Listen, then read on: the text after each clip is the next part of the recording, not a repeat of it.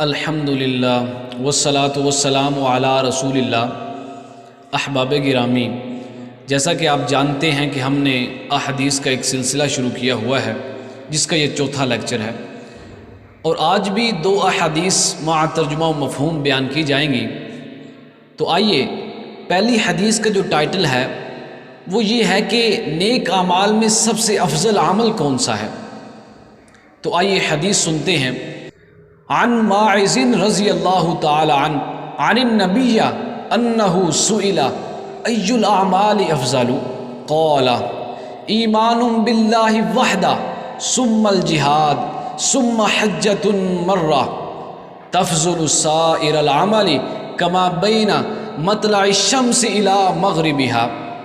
حضرت ماعز رضی اللہ تعالی عنہ سے روایت ہے کہ رسول اللہ صلی اللہ علیہ وسلم سے پوچھا گیا کہ اعمال میں سب سے افضل عمل کون سا ہے، تو آپ نے ارشاد فرمایا کہ اللہ پر ایمان لانا جو کہ یکتا ہے، پھر جہاد کرنا، پھر مقبول حج۔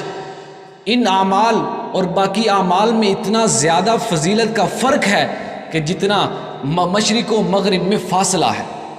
اسی طرح دوسری حدیث کا جو ٹائٹل ہے وہ یہ ہے کہ سادگی کیا ہے۔ سادگی ایمان کا حصہ ہے۔ عن ابی امامۃ رضی اللہ تعالی عنہ قال ذکر اصحاب رسول اللہ صلی اللہ علیہ وسلم یوما عنده الدنیا فقال رسول اللہ صلی اللہ علیہ وسلم الا تسمعون الا تسمعون ان البزازۃ من الایمان ان البزازۃ من الایمان یعنی التقحل۔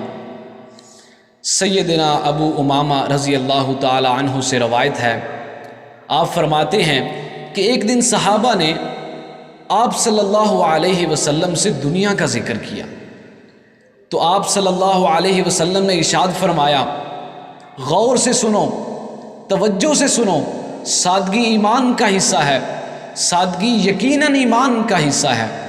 حضرات، اس سے مراد کیا ہے؟ اس سے مراد تکلفات اور زیب و زینت کی چیزوں کا چھوڑ دینا ہے۔ اللہ مجھے اور آپ کو عمل کرنے کی توفیق عطا فرمائے۔ وقول قولی ھذا وآخر الدعوانا